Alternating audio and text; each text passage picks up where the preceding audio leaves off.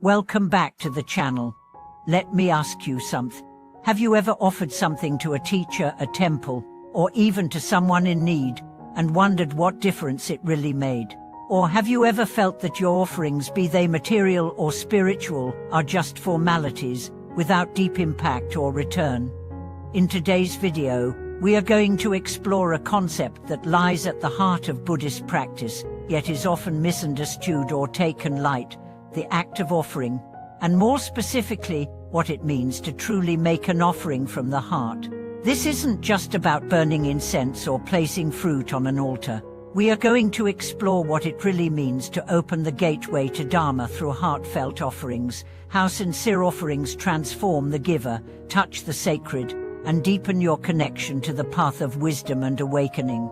By the end of this video, you'll come to see offering not as a ritual, but as a profound inner practice that purifies the heart, strengthens your connection to the teachings, and empowers your spiritual journey. Let's begin by revisiting the core purpose of offering. In many traditions, offering is an act of respect, gratitude, and devotion. We offer to express reverence to the three jewels, the Buddha, the Dharma, and the Sangha. But beyond tradition and ritual, what we're really doing is creating a bridge between the ordinary and the sacred. An offering is a statement to the universe: I recognize the value of this teaching. I respect the presence of wisdom. I wish to align my heart with something greater than myself. But in order for an offering to become transformative, it must come from a place of sincerity. It must be made with the heart, not just the hands. There is a difference between an offering made out of habit or obligation, and one made with full awareness, gratitude, and reverence.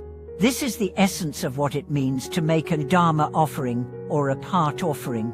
It is not the value of the object that matters, but the intention behind it. There is a well-known story from the Buddhist canon that illustrates this beautifully. A poor woman, having only a small lamp filled with a few drops of oil, offered it at a shrine where many rich patrons had placed golden lamps filled with ale. Though hers was materially insignificant, it burned longer and brighter than all the others. When asked why, the Buddha explained that her offering was made with deep sincerity and single-minded devotion, while the others had given out of pride, routine, or show. Her lamp was a reflection of her heart, and its light shone accordingly. This story reveals a crucial truth: it is not about how much we give, but how deeply we give. A small gift offered with love, humility, and mindfulness has far more spiritual power than a grand donation given without presence or sincerity. This applies to all forms of giving, whether material, emotional, or spiritual. When we talk about offering in a Dharma context, we also refer to a special kind of offering known as Dharma offering. Unlike material offerings, Dharma offerings involve offering one's practice, learning, service, or virtue to the path and to all beings. When you dedicate your meditation to the welfare of others, when you vow to uphold the precepts, not just for your own liberation, but for the benefit of all, you are making a Dharma offering. This type of offering is boundless in power because it comes from a vow, from aspiration, from the desire to serve and benefit all sentient beings. In many Mahayana sutras, it is said that the offering of Dharma is the highest form of offering, greater even than offering jewels, incense, or wealth. Why? Because Dharma is what liberates beings. When we offer Dharma, we are not offering temporary comfort or pleasure, but we are offering a path to freedom, a map out of suffering, a light that continues to shine long after the material has faded.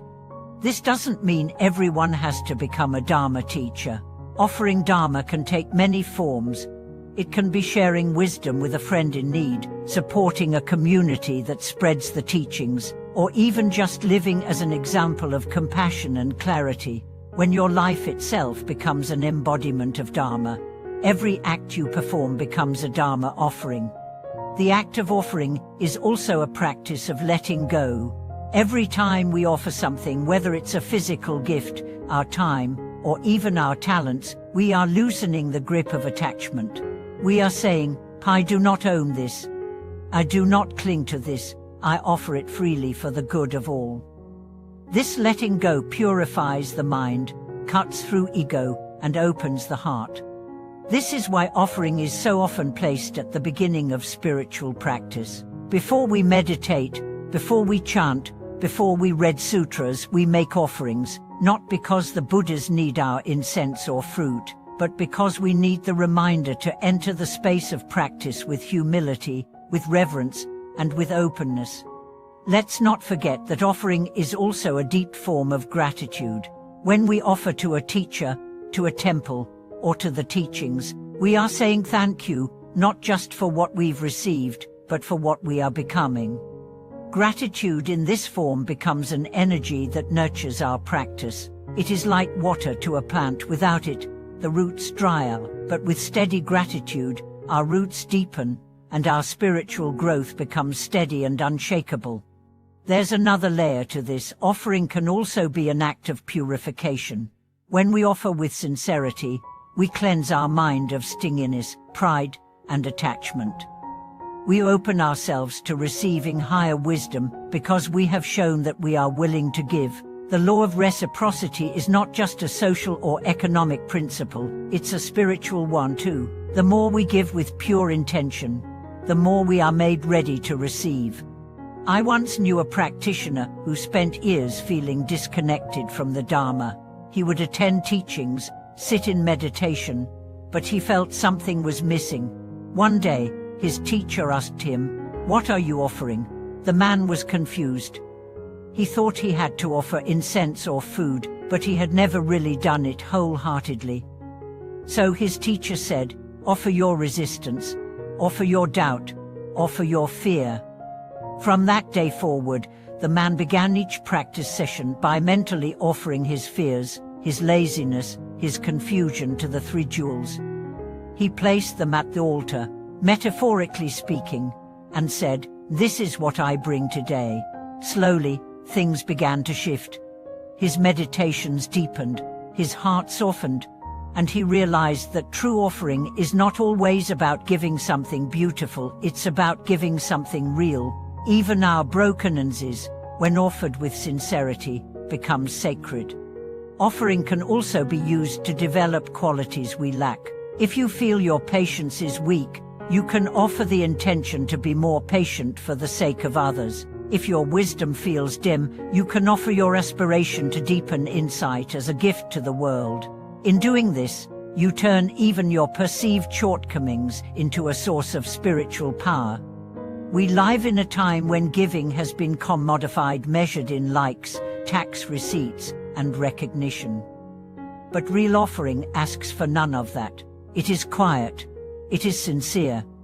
It is between your heart and the sacred. When you understand this, even your breath can become an offering. Every inhale becomes an act of receiving, and every exhale a gesture of giving. So let me ask you, what are you offering today? Not just to your altar, but to your life, to your family, to your community, to the planet. Offering is not something we do once a day, it is the way we walk through the world.